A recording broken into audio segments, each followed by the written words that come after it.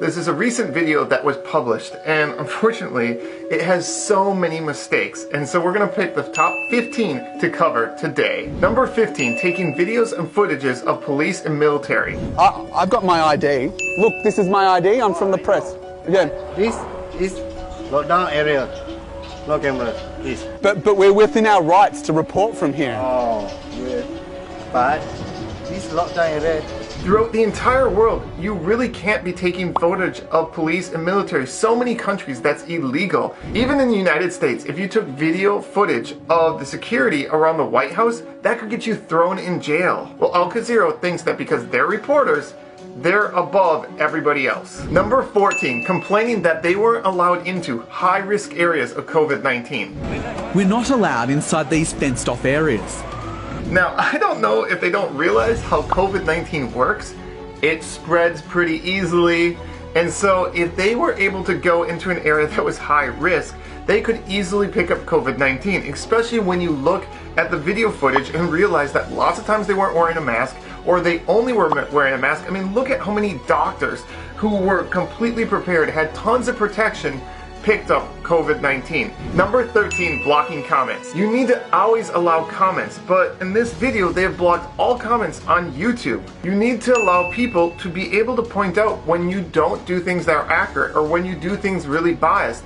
But if you don't allow comments, people can't point those out. And I just think as a reporter, it's so unprofessional to block comments. I really don't think YouTube should allow that. Number 12, complaining that the government never responded. Several requests to interview the Senior Minister, Home Minister and his deputies were declined. Alright, Mr. Drew Ambrose. Well, the government's a little bit busy. They're fighting this thing called COVID-19, which is extremely deadly and spreads super easy, and sorry, they probably didn't have time to answer every single question you had because they're busy fighting the disease. So please, man, get off your high horse. Not everybody can take time out of their life to serve you. Right, dude? Like, have a reality check. Number 11, forgetting how racism works. Is this the practical reality of dealing with a pandemic? Or is it racism? Okay, if you're not aware, racism was mentioned multiple times in the video. How racism works is where you judge a group of people based on their skin color. And in this instance, it would be people of Indian descent or people that look Indian. And if you're not aware, there are multiple Malaysians, actually over 7% of Malaysians are of Indian descent. They look exactly like migrant workers that are both legal and illegal. So if the Malaysian government was racist, they would be targeting anybody that looked Indian, Bangladeshi, or Pakistani. But the Malaysian government specifically was doing things for illegal immigrants. And anyone that was of Indian descent that was Malaysian, they were fine. They had no complaints. So this is clearly not a racism issue. This is an illegal immigration issue. And those are different things. To call it racism is just completely wrong and out of place. Number 10, ignoring countries that are extremely racist towards their migrant workers. I've traveled all around the world and I have several friends that are migrant workers. And there are several places where I discovered that people were very racist towards migrant workers.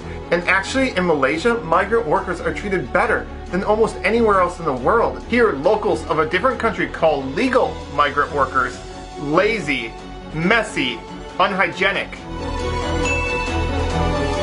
Number 9, treating illegal migrant workers like they're all victims. Illegal migrant workers have specifically not obeyed the law and are working illegally. Even in your own video, you have a human rights lawyer, somebody that really supports undocumented and illegal migrant workers. And she points out that this illegal migrant worker didn't do anything and that she can't really support him because he put in no effort to try to be legal. Okay, did he attempt to go to the Labour Department to file a case against his employer?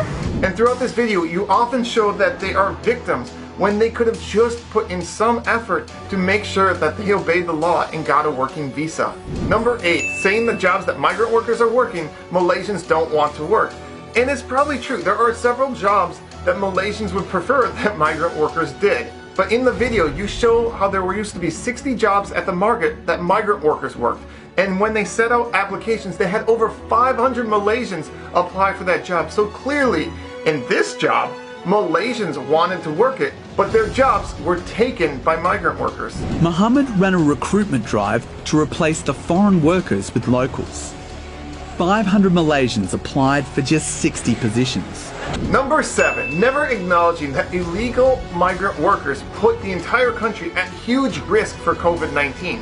See, illegal migrant workers are working illegally. It's in the name. And because they're working illegally, they're not registered. The government doesn't even know if they're probably in the country or where they live or who they work for, and there's no way to track them. And so with COVID, it's so important to track and trace everybody that gets COVID. For example, look at what China did and what Taiwan did and what South Korea did and Japan. All these countries that were extremely good at fighting COVID-19 were able to track everybody in their country and who had it and who didn't. But when you have 4 million illegal immigrants and there's no way to trace them, you're putting your entire country at huge risk.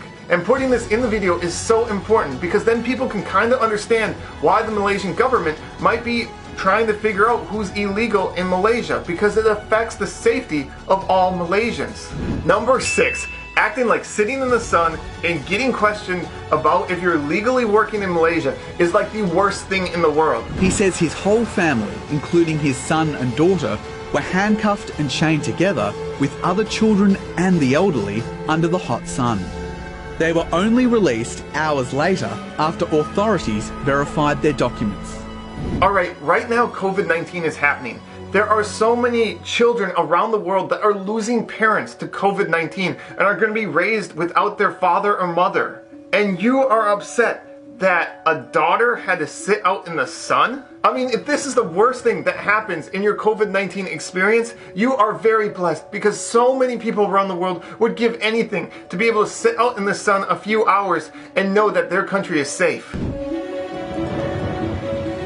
Number 5, forgetting that everybody is going through a really hard time right now. It's not just the legal migrant workers or the migrant workers. Malaysians as well are going through a hard time. So many Malaysians have lost their job. So many Malaysians are struggling right now. And to focus that the only people struggling are illegal migrant workers and migrant workers is unfair. Everybody is going through a hard time. Number 4, being very misleading and not always honest. For example, handcuffing children. I really don't think this happened. Do you have any footage? Do you have any proof? Do you have anything more than 1 or 2 people saying it happened? And regardless, if children are handcuffed, I mean, it's not the end of the day. It doesn't hurt them.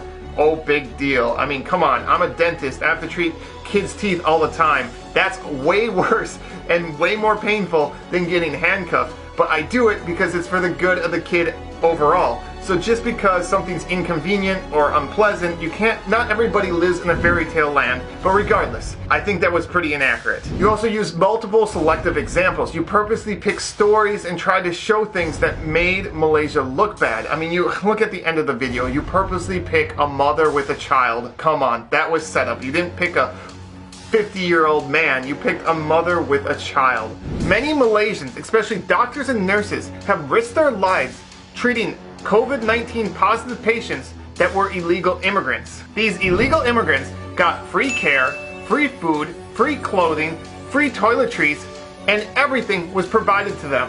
And this makes you wonder how many other things were inaccurate in this video. Number 3, mixing up legal and illegal migrant workers. Hey, listen to this. And anti-immigration Facebook groups have been telling illegal migrants to go home. Did you catch it? One word changes the entire structure of the sentence, and that's how media can be very misleading. He says anti-immigration Facebook group, but the page he's showing is an anti-illegal immigration Facebook group. And there's a big difference between anti-immigration and anti-illegal immigration. 101 East investigates why so many foreigners are being locked up in Malaysia's lockdown.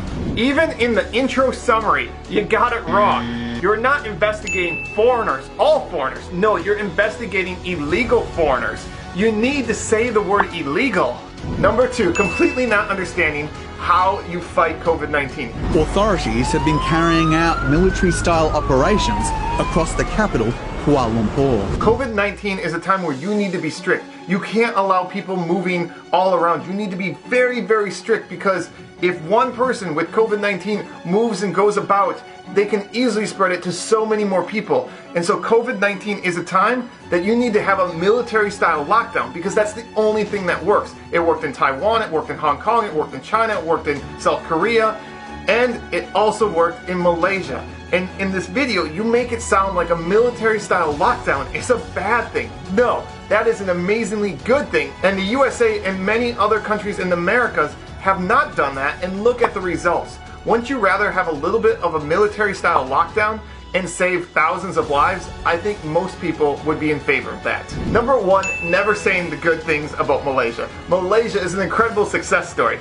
I would recommend you check out this video or this video. Trust me, they're well done, and the person that made them is pretty cool.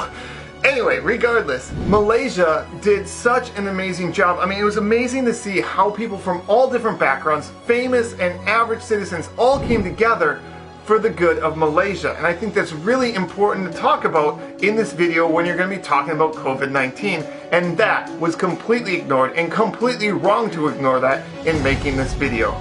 So those were my top 15 things that were mistakes in Malaysia's lockdown video. Did I miss anything? Let me know in the comments, and don't worry, I will keep comments on. And on a personal note, I'm just really, I guess, disappointed that a major media source would basically make things that were very biased, very inaccurate, and not do the proper research, and not even really understand how COVID-19 works, because many of the things that actually help prevent COVID-19, they said were wrong. And if you look at the data and results, obviously it's working in Malaysia and it's working in other Asian countries. And so at a time when people are really suffering and dying, you shouldn't be picking out because some people had to sit out in the sun or were uncomfortable. Let's look at the bigger results. Lives were saved, and if a few people had to be uncomfortable to save a few lives, I think it was definitely worth it.